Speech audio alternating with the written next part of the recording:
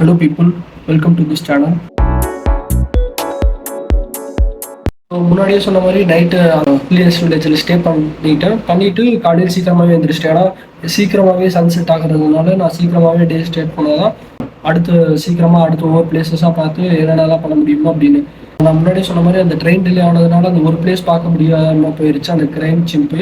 But ஆனால் மற்றது என்னென்னலாம் நான் 2 நாளைக்கு எழுதி வச்சுருந்தேனோ அது எல்லாமே நான் முடிஞ்ச அளவுக்கு சிங்கிள் டேல நான் கவர் பண்ணி முடிச்சுட்டு நான் தான் நெக்ஸ்ட் டே வந்து கரெக்டாக இருக்கணும், ஸ்கிப் பண்ணிடக்கூடாது. இதனால் இனி கரெக்டாக ஏர்லியாக ரைஸ் ஆகி ஏர்லியாக முடிச்சிடலாம் அப்படிங்கிற மாதிரி ஒரு இதில் இருந்துச்சு. அந்த ஹோம் ஸ்டேவுமே நல்லா சூப்பராக இருந்துச்சு. கோழி அதெல்லாம் வளர்த்திருந்தாங்க, லைக் டொமஸ்டிக் அனிமல்ஸ்லாம் கொஞ்சம் வளர்த்திருந்தாங்க. நான் அதெல்லாம் வீடியோ எடுத்திருக்கேன், நான் வந்து பார்ப்பீங்க. நெக்ஸ்ட் வந்து அடுத்த நாள் காலையில் நான் சீக்கிரமாகவே ரைஸ் பண்ணிட்டு சன்ரைஸ் வந்து ஒரு 6 என்னமோ வந்துச்சு. அப்போ வரும்போது அங்கேயே உள்ள வந்து ரூட் பிரிட்ஜஸ்லாம் இருந்துச்சு, லைக் மூங்கில வச்சு சின்னதாக ஒரு மரத்தோட டாப்புக்கு கூட்டு போயிட்டு அங்கே வியூ பார்க்குற மாதிரி ஒன்று இருந்துச்சு. அதுக்கு எது 30 rupees என்னமோ சார்ஜ் பண்ணியிருந்தாங்க. இது கிளீனஸ்ட் வில்லேஜில் நான் அங்கே சும்மா போயிட்டு ஒரு 20 minutes அப்புறம் ஸ்பெண்ட் பண்ணிட்டு அங்கேருந்து சிறப்புஞ்சி போகிறதா பிளான். போகிற வழியில் 2-3 ஸ்பாட் ஒன்று கவர் பண்ண வேண்டியதாக இருந்துச்சு. ஒன்று வந்து ஏசியஸ்ட் ஸ்கேரியஸ்ட் ட்ரக்குன்னு சொல்லுவாங்க, பட் ஆனால் அந்தளவு ஸ்கேரி இல்லை, லைக் பேம்பு ட்ரக்குன்னுவாங்க. அந்த ஊர் பேர் வந்து நான் கீழே போடுறேன், அந்த ஊர் பேர் ஒரு மாதிரி டிஃப்ரெண்ட்டாக இருக்கும், அதனால் எனக்கு ப்ரொனன்சியேஷன் அந்தளவுக்கு சரியாக தெரில. நான் வந்து அந்த கீழே நான் போடுறேன், ப்ளஸ் அந்த ஒரு பிளேஸையும் நான் போடுறேன். அங்கே வந்து நீங்கள் போய்க்கலாம். அங்கே நீங்கள் போகும்போது அந்த மாவிலாங்கிலேருந்து அந்த பேம்பு ட்ரக்குக்கு போகிறக்கு எவ்வளோ நேரம் ஆகும்னா 1 hour 1.5 hours ஆகும், லைக் 48 kilometers அங்கேருந்து. ஒன்ஸ் நீங்கள் அங்கே ரீச் ஆகிட்டு பைக் பார்க்கிங் இருக்கும், அங்கே பைக்கை நிறுத்திட்டு அவங்க பேக் ஏதாவது இருந்துச்சுன்னா நீங்கள் அங்கே ஷாப் ஒன்று இருக்குது, ரெஸ்டாரண்ட் இருக்குது அந்த பைக் பார்க்கிங் பக்கத்துலேயே, அங்கே நீங்கள் கொடுத்துட்டு போகலாம். அதே மாதிரி நான் ட்ராவலுக்கு வந்து என்ன யூஸ் பண்ணிருந்தேன்னா ஒரு trunk bag, 10 liter trunk bag தான் எடுத்துகிட்டு போயிருந்தேன். அதுதான் எல்லாமே எடுத்து வச்சுட்டு போயிருந்தேன். மோஸ்ட்டாக நான் கையில் எதுவுமே தூக்கிற மாதிரி வச்சுக்கல, எல்லாமே அதில் இருந்துச்சு. ட்ரெஸ்ஸுமே நான் மினிமமாக தான் எடுத்துகிட்டு போயிருந்தேன். அந்த 10 liter பேக்கில் எனக்கு இன்னும் கொஞ்சம் நிறையவே ஸ்பேஸ் இருந்துச்சு. நான் நிறைய வெயிட்லாம் எடுத்துகிட்டு போனேன்.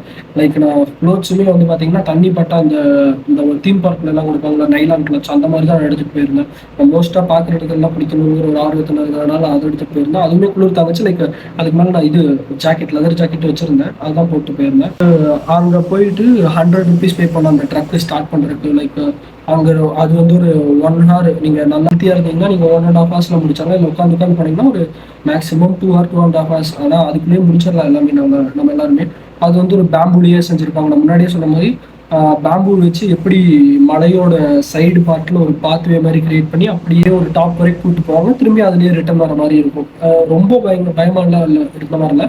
ஒரு சில ரெண்டு இடத்துல அந்த மாதிரி மட்டும்தான் ரொம்ப பயமாக இருந்துச்சு. லைக் ஹேங்கிங் பிரிட்ஜ் எல்லாம் இருந்துச்சு, பட் ஆனால் அதுவுமே நல்லா சேஃப்டியாக அவங்க ப்ரிப்பேர் பண்ணி வச்சுருந்தாங்க.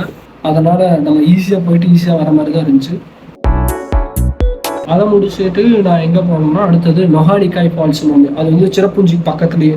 லைக் அந்த பேம்பு ட்ரெக்கிலிருந்து அந்த நொஹானிகாய் ஃபால்ஸ் வந்து 2 hours. லைக் அங்கேருந்து சிறப்புஞ்சி 2 hours. இந்த நொஹானிகாய் ஃபால்ஸ் வந்து அது பக்கத்துலேயே இருக்குது. நொஹானிகாய் ஃபால்ஸ் வந்து அதுக்கு வந்து அதுவுமே பார்த்தீங்கன்னா நான் முன்னாடி ஃபீஃபி ஃபால்ஸ்க்கு எப்படி சொன்னோம், மேலேருந்து கீழே நல்லா ஹைட்லேருந்து கீழே கொட்டும். அது வந்து பார்த்தீங்கன்னா நீங்கள் டவுன்ஹில் பண்ணணும். அது வந்து கைடு வச்சு போங்க. நீங்கள் சப்போஸ் மேலேருந்தே நிறைய டூரிஸ்ட் பார்ப்பாங்க. லைக் மேலே இருந்துன்னா லைக் ஈகிள் வியூ மாதிரி இருக்கும். ஈகிள் வியூன்னு சொல்ல முடியாது, லைக் ஒரு தூரத்துலேருந்து அந்த ஃபால்ஸ் எப்படி விழுகும் அப்படிங்கிறது மட்டும் பார்க்குற மாதிரி இருக்கும். அப்படி பார்க்குறதுனாலும் பார்க்கலாம். நீங்கள் கீழே இறங்கி போய் பார்க்கணுன்னா ஒரு 2 hours ஆகும், அது கீழே நீங்கள் இறங்கி போய் பார்க்கணும். பட் ஆனால் அந்த இடத்துக்கு நீங்கள் லோக்கலாக இருந்தால் பிரச்சனை இல்லை, அவங்களே போயிட்டு அவங்களே மேலே வந்துடுவாங்க.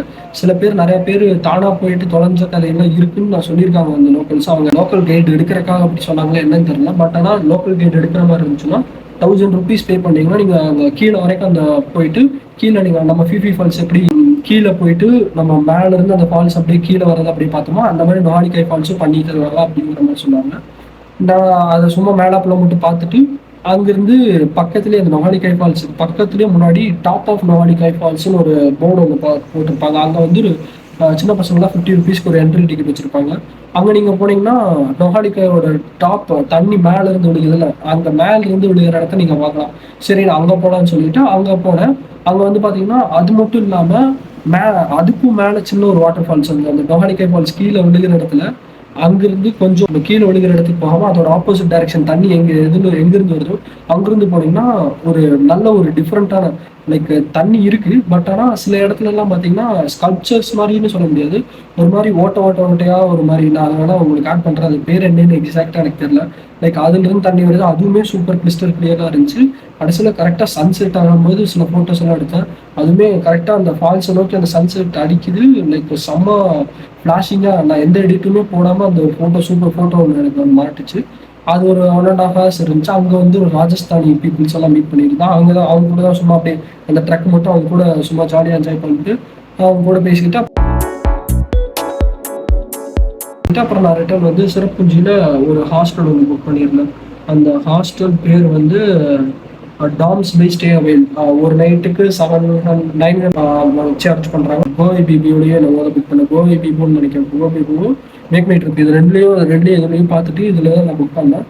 900க்கு ஓகே தான். இன்னொரு ஹாஸ்டல் இருந்துச்சு. பட் ஆனால் அது ஆன்லைனில் லிஸ்ட் ஆகலை. இதெல்லாம் நான் முன்னாடியே ட்ரெயின் டிக்கெட் போட்டு அந்த ஒரு மந்த்துக்கு முன்னாடி ஐட்னரி ப்ரிப்பேர் பண்ணும்போது ஹாஸ்டல்ஸ் எல்லாம் புக் பண்ணி வச்சிட்டேன்.